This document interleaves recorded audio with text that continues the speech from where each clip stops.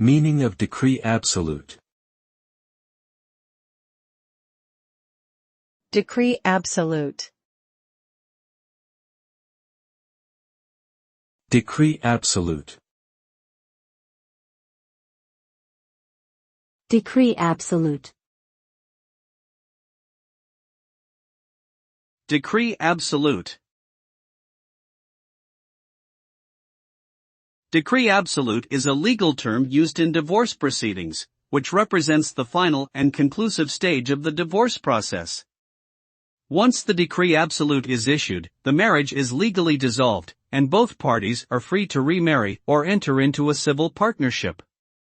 It terminates all the rights and obligations that are related to marriage, including any financial claims that either party may have against the other. The decree absolute marks the official end of a marriage, and its issuance is an important step towards closure for those involved.